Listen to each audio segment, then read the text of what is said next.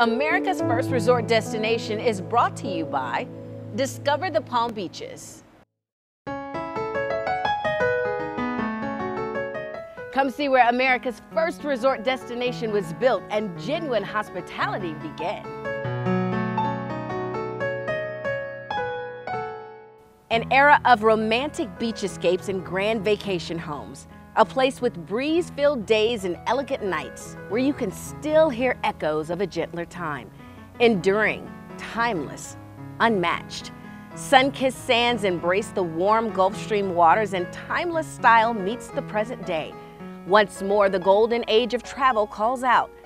We invite you to visit the original vacation capital of Florida, the one that started it all. On this series, join me, Keely Ferguson, as I discover the history, architecture, attractions, activities, food, and hospitality that makes the Palm Beaches America's first resort destination. The original, the one, the only, the Palm Beaches.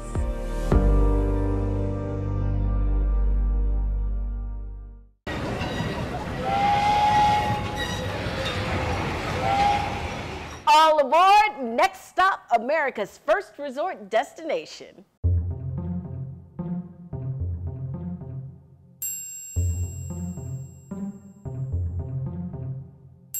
Joining me now is local historian and author Rick Rose, who is here to tell us all about how Palm Beach became America's first resort destination. Thank you so much for being with us, Rick. You're very welcome. Okay, go ahead and tell us all about it. The floor is yours. I will do the best I can. Palm Beach lays claim to the title as being the first resort destination because it was the first purpose-built resort destination. So it all started when this was a wilderness and it was game hunting and there was a small lodge here, not much going on here in the 1880s. But it was because of the vision of Henry Flagler that really, turned this area into a resort destination. The story is very charming as well. So he had already built a hotel in St. Augustine, the Hotel Ponce de Leon, for he and his wife, and they were a little disappointed in the weather in St. Augustine because it gets cold there in the winter months. You get a frost there, it's a little gray. That was the warmest place that you could get to in the United States at that time with the train, was Jacksonville, and you made your way to St. Augustine.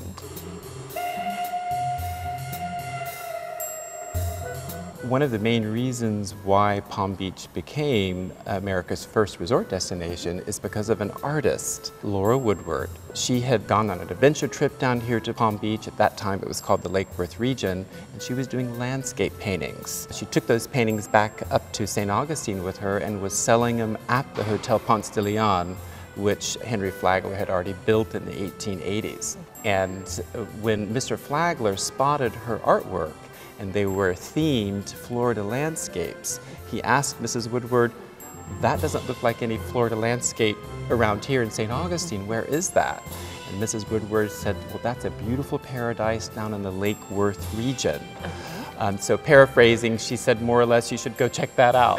And he did that. He did an expedition down the peninsula looking for maybe another destination to open a hotel that was warmer. So when he got on that boat in Juneau and he was making his way down the lagoon, he saw all the coconut palms swooping from the banks of the lake, flowering royal poinciana trees. He realized he discovered the place where Mrs. Woodward was doing those paintings.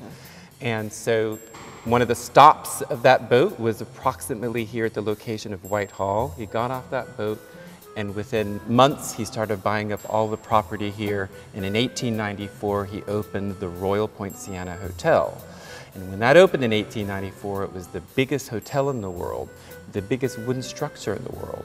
And in addition, he built a train system down from Jacksonville, the Florida East Coast Railroad, all the way down from Jacksonville, just to get to that resort. So this area opened as a resort long before it actually became a town or a city. That's what differentiates it. So when you think about those early times, do you ever, as you were writing and researching, think, did he think what they thought in California when they struck gold? Eureka, I have found the spot, this is it, because it's warm all the time. Well, one thing I think we know from Henry Flagler, he was a great visionary.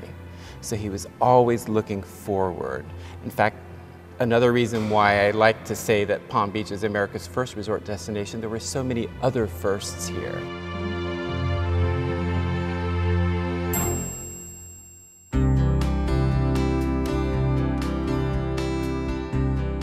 To get in a train in New York in January and then go down to Jacksonville, change trains, and get off in Palm Beach in January where we have this weather like today, that was extraordinarily exotic. So it's akin to Mr. Musk opening a hotel on a satellite and providing a rocket to go back and forth. Well, to open that huge hotel in the Florida swamps, the last frontier on the American Eastern Seaboard, was quite a feat. So there's no question that he himself was probably one of the few people that had that vision, and he successfully implemented it. In the modern era, we think of a resort as something that is fully kind of inclusive. It offers lots of different amenities, a golf course, tennis courts, bathing, everything imaginable. And in that sense, that's where Palm Beach stands out among other seaside resort towns, because it was really the first that had a lot of those amenities. The oldest golf course in the state of Florida is the old course of the Breakers Hotel, which was designed during the era of Henry Flagler, I believe in 1896 approximately. It's the oldest golf course in the state of Florida, 20 years before the state of New Jersey even had a golf course. In the 1880s, when they applied for the first post office, they wanted to call this Palm City because of all of the coconut palms here. Many people don't realize they're not indigenous to the local area here. What had happened in 1878, a ship was traveling from Havana to Cadiz, Spain, called the Providencia. And it was a cargo ship, ran aground in a storm on our coral reefs just offshore here. The local pioneers rescued the crew off the ship. And the next day, when the weather was better, they went out to see if there was any way to rescue the ship and repair it so they could continue their trip. And in fact, there was no way to repair the ship. So the crew offered to the locals, if you can get us up to civilization, you can have the cargo. And the cargo was 20,000 coconuts. So that's how Palm Beach has all these coconut palms here. They landed on the Providencia. The locals planted them here as a type of crop. When they applied for the first post office in the 1880s, they got a card back from the US government, Postal Service, denied, because there was already a Palm City post office to the north. So they ended up calling this Palm Beach.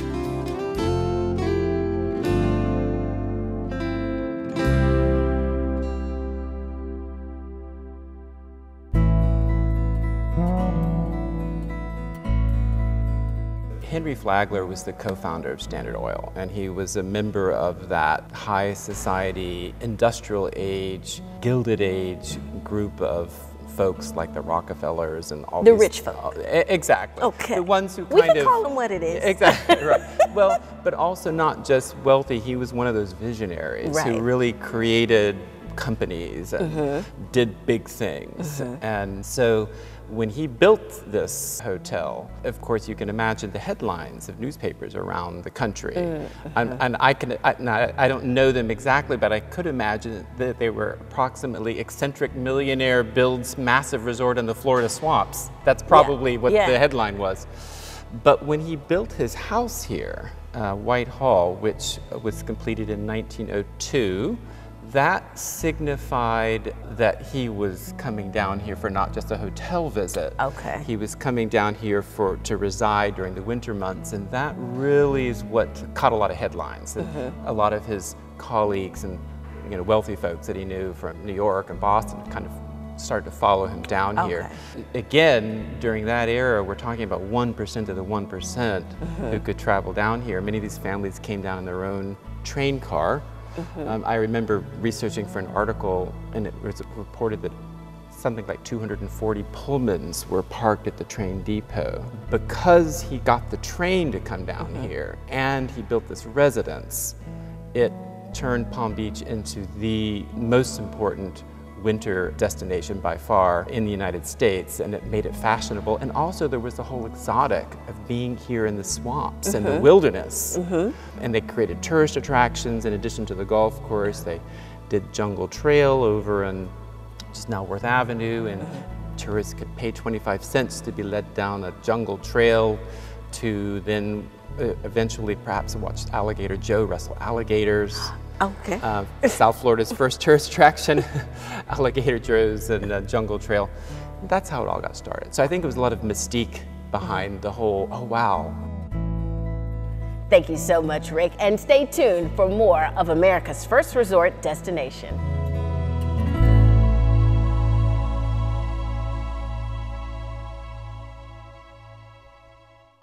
America's first resort destination is brought to you by Discover the Palm Beaches.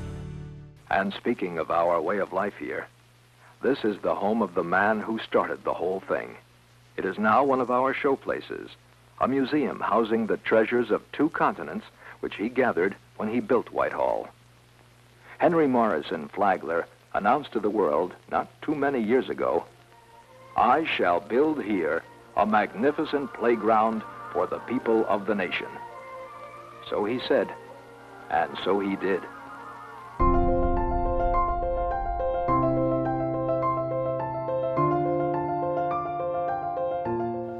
Well, there's one thing we can say about Henry Flagler. When he did things, he did them big. Enter Whitehall. Here to tell us more about Whitehall, which is now the Henry Flagler Museum, is the Public Affairs Director for the Henry Flagler Museum, Lauren Perry. Welcome. Hi, thank you. Whitehall is Henry Flagler's Palm Beach estate. It was built in 1902. It was actually a wedding present to his 3rd wife, Mary Lilly. And they would travel down here together between January and March, basically establishing what we would say today is the Palm Beach season. It was right next door to Henry Flagler's hotels, the Hotel Royal Poinciana and the Breakers.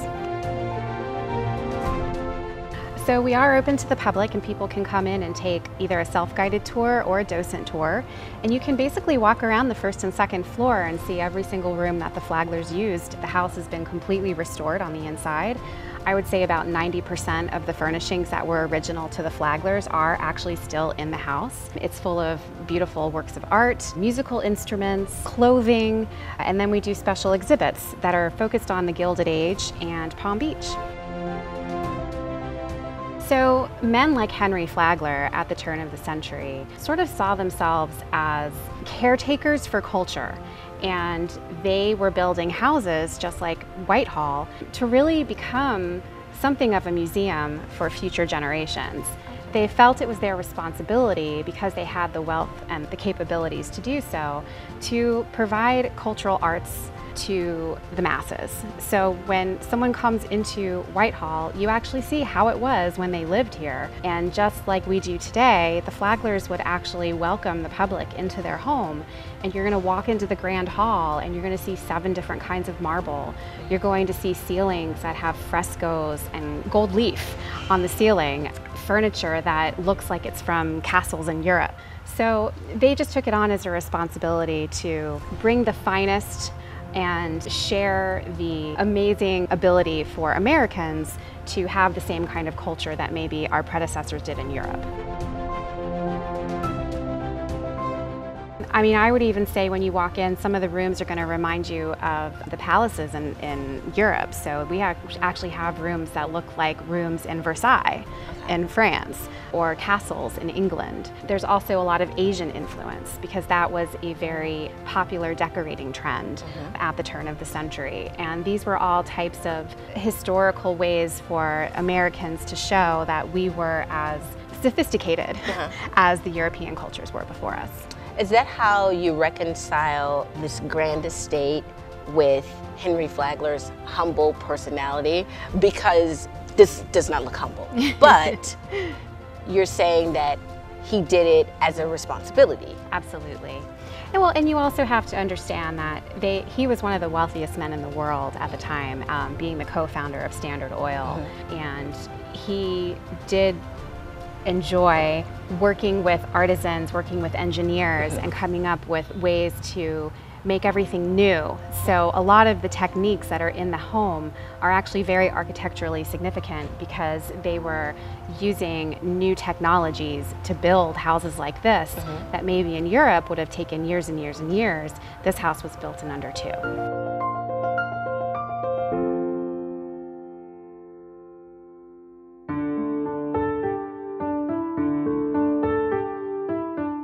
This is the Grand Hall, which is the first room that you see upon entering Whitehall.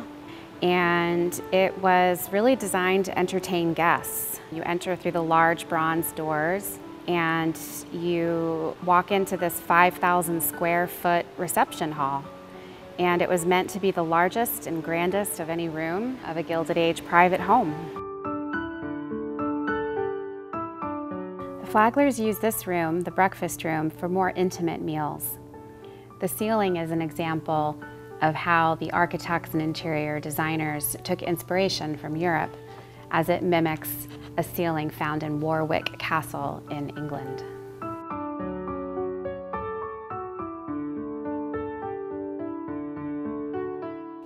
At the center of the courtyard at Whitehall is a copy of Giovanni di Bologna's Venus. It's modeled after an ancient statue that was commissioned by the Medici family for the Boboli Gardens in Florence.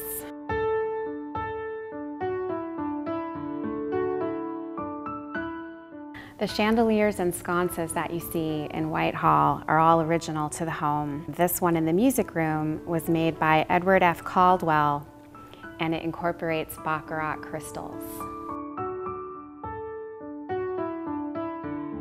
This marble bust is called Lady in the Veil. The veil is actually carved out of the marble.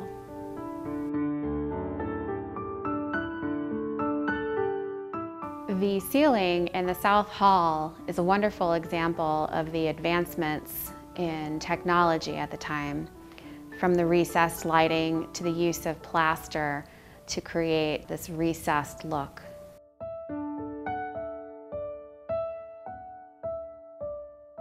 At Whitehall, the Flaglers had all the modern conveniences in their master bedroom suite. The bathroom even has a telephone in it.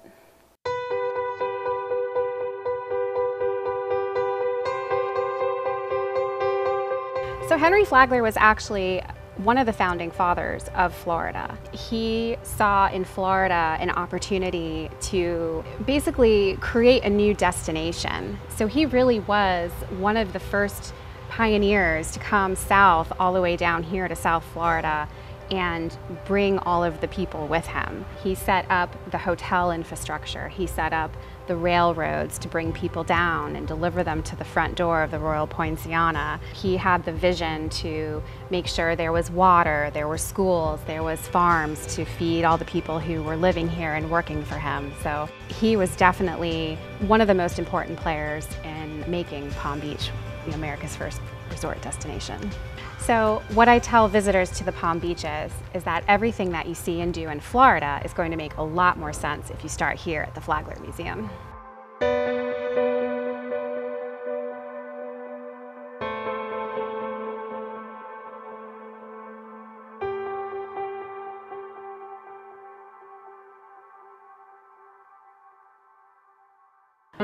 America's first resort destination is brought to you by Discover the Palm Beaches.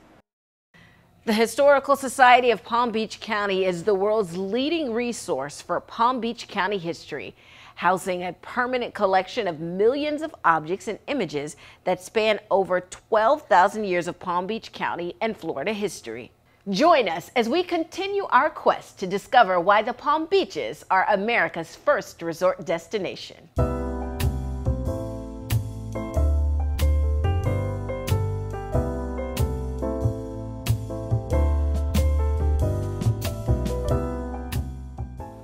Joining me now is Jeremy Johnson, the president and CEO of the Historical Society of Palm Beach County, and he's here to tell us all about this beautiful facility and this organization. Welcome, Jeremy. Well, thank you, Keely. It's a pleasure to have you here at the Richard and Pat Johnson Palm Beach County History Museum. As Keely mentioned, I'm Jeremy Johnson, the president and CEO of the Historical Society of Palm Beach County, and we maintain and operate this beautiful facility. We were actually incorporated back in 1937 when a local attorney, Stanley Bussey, donated one historical photograph to the group, and from there we have grown into an incredible archive of artifacts and images and architectural drawings, and our images exceed over 4 million in count. We're continuing to add to them each and every day. We are an open facility for our entire community, and so we are constantly interacting with our community and learning new things and receiving new artifacts. There was a time, believe it or not, when this beautiful 1916 neoclassical building was scheduled for demolition. And some community leaders and people that cared very passionately about our history came together and formed an organization to help save this building. And back in 2008, their dream was realized when this amazing museum opened, the Richard and Pat Johnson Palm Beach County History Museum. Since then, we've welcomed over 125,000 visitors, and we welcome guests from not only our own community, from all around the world. So it is a true gem in our community, and we are a part of the fabric of the heritage community here in Palm Beach County, of which there are many organizations and many great leaders who help to share the rich history and cultural heritage of the county that we call home. Tell us about a few of the things people can expect when they come here. Sure, absolutely. Well, I think one of the most important things that we like to share with the community is that we're free of charge. And we're not supported by taxpayer funding. We are a private 501c3 that raises the resource each and every year to make all of what you see here now possible. When we welcome guests to the museum, there are 3 distinct galleries they have an opportunity to enjoy. We have a special exhibition gallery, which those exhibits rotate out annually, typically to coincide with the school year, so that when students come and visit us, we're always providing fresh opportunities for them to learn something new. We also have 2 permanent exhibition galleries, one that's dedicated to the people that have been significant in the development of the county, and then one gallery that's dedicated to the places that are significant around Palm Beach County. And obviously, being a county that stretches from the Atlantic Ocean to the shores of Lake Okeechobee, there's a lot of territory to cover, a lot of ecosystems, a lot of amazing environmental opportunities for people to learn about Palm Beach County. Let's also talk, though, about the architecture. One of the things that we have learned on this journey of finding out why the Palm Beaches are America's first resort destination is all about the architecture. I know Meisner obviously was a huge influence on the island of Palm Beach. Tell us about some of the other influences on this side of the Intracoastal that we can also see in this museum. Sure. Well, I would invite you to come back and do a little research with us, Keely, because we have... I gotta do homework. We have probably one of the largest collection of architectural drawings in our county.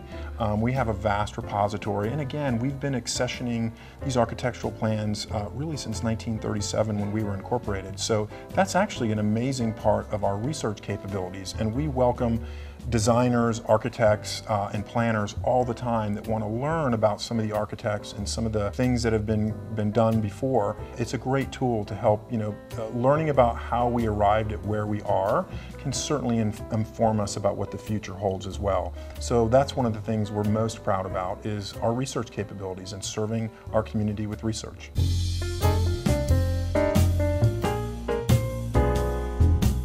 So as you can see, from our amazing and stunning environment to our beautiful temperate weather, you can only imagine why people are drawn from all over the world to this beautiful place, Palm Beach County, the place we call home. And it's really why, to a large extent, we are deemed America's first resort destination. And can you blame people for wanting to be here in January, February, and March right about now? I certainly can't. It's a beautiful place to live, work, and play, and we at the Historical Society are delighted to be serving our community.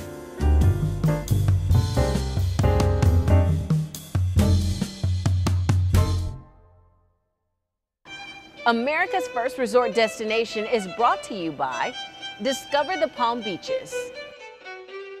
From the Celestial Railroad to the historic lighthouse, Jupiter, Florida played a big role in making the Palm Beaches America's first resort destination. Welcome to Jupiter. I'm Josh Liller. I'm the historian for the Loxahatchee River Historical Society.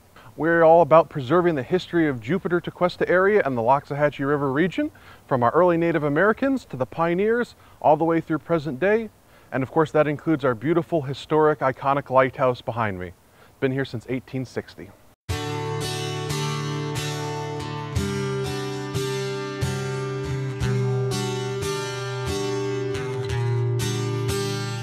So we're here in Jupiter, where we've had people living for 5,000 years.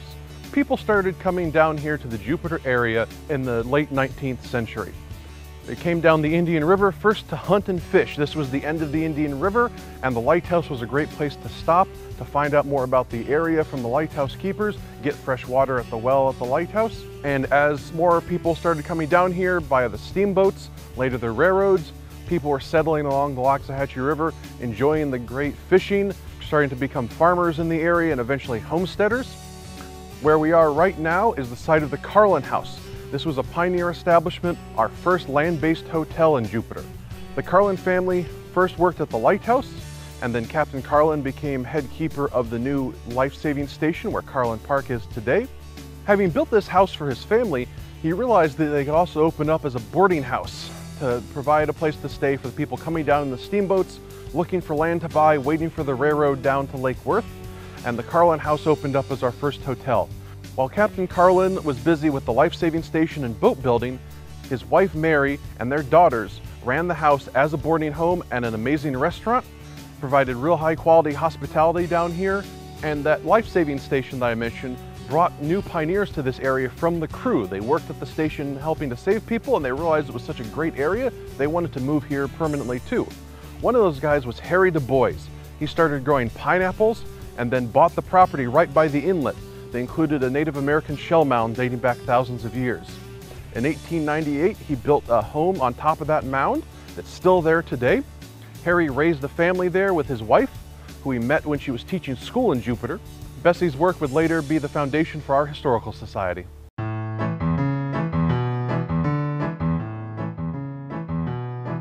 When our lighthouse was built, this was a remote wilderness of Florida with very little access to the rest of the country or the world except by boat. In the 19th century, people would come down the Indian River as the primary mode of transportation down here, first on sailboats and later on steamboats operating out of Titusville. Here at Jupiter, they could get off at the dock located just west of where we are right now, walk down to the end of the dock, get on a narrow gauge railroad, the Jupiter and Lake Worth or Celestial Railroad, and take that 7 miles down to the head of Lake Worth, what they called Juneau. And then they could take boats to get to the rest of Lake Worth, early Palm Beach and West Palm Beach. Among our early visitors was Thomas Carnegie, brother of the famous steel tycoon Andrew Carnegie, who came down here on a hunting and fishing trip and was even photographed at the lighthouse. Other visitors hunting and fishing like Francis Stebbins and James Henshaw wrote accounts of their experiences down here traveling on the Indian River, visiting the lighthouse, seeing this when it was an undeveloped area, and those accounts are so great for understanding what life in the area was like back before settlement happened.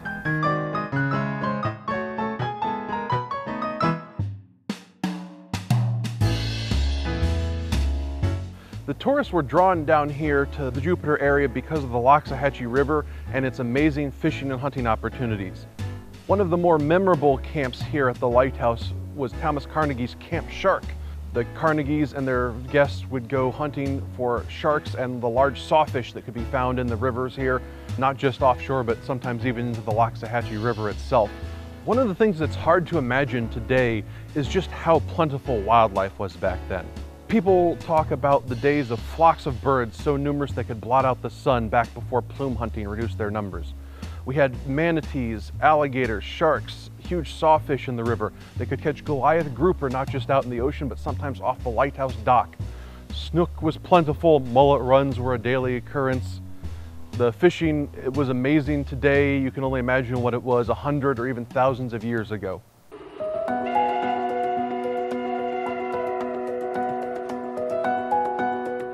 The arrival of Flagler's Railroad in 1894 did bring a lot of changes to Jupiter.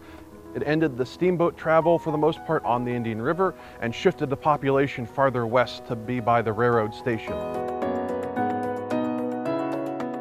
Jupiter was a key part of America's first resort destination. As the end of the steamboat line, as the head of the railroad down to Lake Worth, drawing such luminaries as former President Grover Cleveland for a visit, so many people came here to enjoy the hunting, the fishing, the weather, the scenery, visiting and climbing the lighthouse to take in an amazing view, which is fortunately one that you can still see today. All of this makes Jupiter part of America's first resort destination.